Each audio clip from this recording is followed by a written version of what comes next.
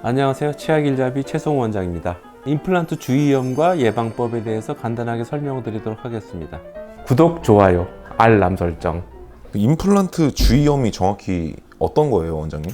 말 그대로 임플란트 주위에 음식물을 제거해주지 않아서 세균이 증식을 해서 잇몸을 염증을 일으켜서 치조골을 파괴하고 했던 그런 염증을 총괄해서 임플란트 주의염이라고 그러는 것이죠.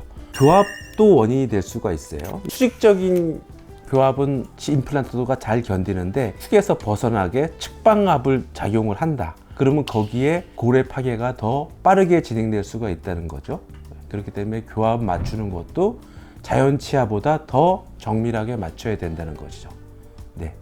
단계가 있을까요? 뭔가 단계별 증상 같은 게 뭐 초기에는 어떻고. 염증의 3대 증상이 붓고 피나고 아프거든요. 임플란트 주위에서 출혈이 된다. 그럼 임플란트 주위염을 의심해 보셔야 되고요. 붓고 이런 건 이미 늦는 경우도가 많아요. 그렇기 때문에 그렇게 생기지 않도록 이솔질과 치간 칫솔을 열심히 해주셔야 됩니다. 그러면 붓고 피나고 아프고 외에 좀 다른 증상이 또 있을까요, 혹시? 예를 들면 뭐 구취가 심하다. 그쵸. 그건 당연한 얘기죠. 예. 염증이 있으면 염증의 그 세균들이 가스도 발생되고 아무래도 염증이 있는 잇몸은 구취가 아주 심하죠. 예. 일단 붓는 증상도 조기에 잡아주지 않으면 염증이 만성적으로 생기게 되면 결국은 그 임플란트를 제거하게 되는 거죠. 근데 임플란트를 제거하고 다시 재수술해서 임플란트 신입하기가 아주 케이스가 어렵습니다. 뼈 이식도 하셔야 되고 더 조건도 안 좋아지니까 임플란트 하신 분들은 전문적인 스케일링도 받으셔야 되고 본인이 매일 클리닝을 열심히 해주셔야 된다는 걸 말씀드리고 싶습니다. 예. 그러면 그 임플란트 주의염이라는 게 되게 흔한 질환인 거네요. 흔하다면 흔하다 할 수 있겠고 아니면 아니다 할 수 있겠고, 근데 그거는 있어요. 워낙 치주 관리를 못해서 일솔질도 못하고 치주염에 걸려가지고 치아를 뽑은 경우에 임플란트를 해드려도 관리를 개선하지 않으면 똑같이 진행된다는 얘기죠. 그러니까 제일 중요한 거는 환자의 교육이 진짜 중요합니다. 간이식을 했는데 계속 술 먹고 관리를 안 하면은 똑같은 거죠. 임플란트를 할 정도로 치아가 손실되고 고생을 했으면 이솔질 하는 것도 개선을 하고 어떻게든지 잘 쓰게끔 오래 쓰게끔 마음가짐을 바꾸는 게 중요한 거죠. 나는 이제 임플란트를 했으니까 끝이다. 이런 건 정말 위험하고 안 좋은 생각이죠. 예.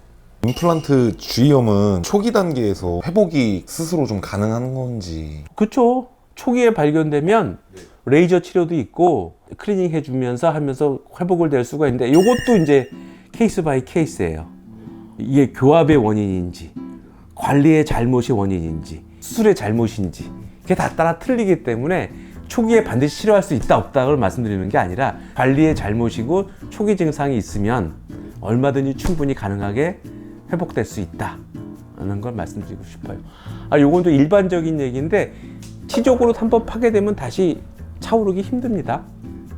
한번 파괴되면 치료함으로써 진행을 저지시키는 것 뿐이지 치조골이 다시 재생된다는 건 불가능한 일이에요.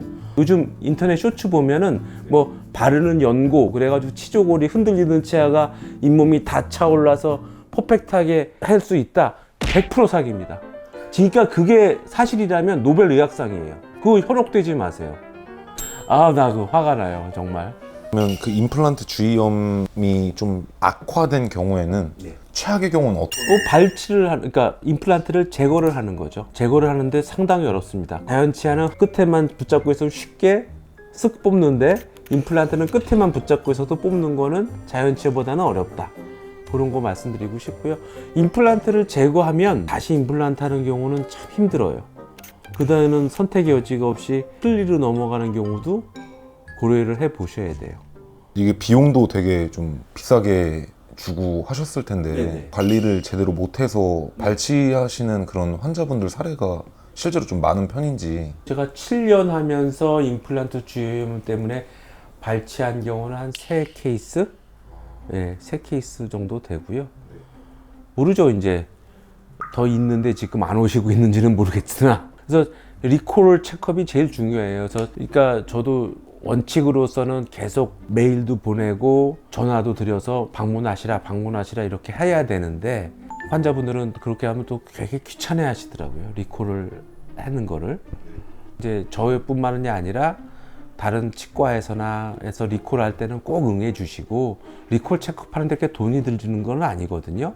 바쁘시더라도 뭐 토요일이나 잠깐 방문해서 엑스레이 찍고 임플란트 주위에 한번 전문가의 클리닝을 받고 그런 식으로 해서 관리를 해주시는 게 오히려 치아 관리보다 한 3배 정도 노력을 기울여야 된다고 생각을 합니다. 그리고 임플란트 환자들은 흡연도 삼가해 주셔야 되고요. 전자담배는 괜찮아요. 전자담배든 연초든 안 하시는 게 좋죠. 예. 가글인도 중요해요. 요새 양치에 팔지 않습니까? 약국에서 그것도 틈나는 대로 가글 해주시고 관리를 해주시면은 아주 오래 쓸 수 있습니다. 제가 조사한 바에 따르면 가글도 이제 뭔가 주의해야 되는 성분 같은 게 있다고 하던데, 뭐 알코올 성분이 너무 강한 걸 쓰면 안 된다. 안 되는 건 아니죠. 리스테린이라고 약국에서 파는 가글 솔루션이 너무 화한 느낌이 나는데, 너무 그걸 원액을 쓰시면 좀 너무 진하니까 리스테린 값도 아낄 겸 1대1로 희석해서 쓰시는 게 좋을 것 같습니다. 예.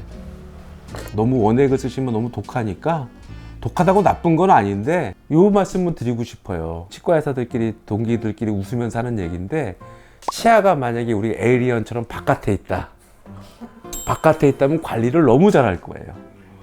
예? 유럽이나 미국 같은 경우에는 임플란트 하는 환자들은 한 달에 한 번씩 와서 스케일링을 받는 거를 기본으로 하고 있어요. 저는 환자분들 실제 멘트가 뭐냐면, 우리가 미용실에 한두 달에 한 번씩은 가지 않습니까? 치아도 미용이라고 생각하시고 2달에 한 번씩 오셔서 관리를 해주셔야 돼요.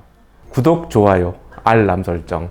오늘은 임플란트 주의염에 대해서 말씀드렸고요. 다시 한번 강조하지만 임플란트 했다고 끝이 아닙니다. 임플란트가 하는 순간 다시 새로운 관리를 시작해야 되는 중요한 찬스라고 생각하시고, 관리와 유지가 최고 중요한 것 같습니다. 임플란트를 하신 분들은 자연 치아 있을 때보다 더 이솔지를 신경을 써주시고 구강 관리에 더 신경을 써줬으면 감사하겠습니다. 오늘도 치아 길잡이 최성우 원장이었습니다. 감사합니다.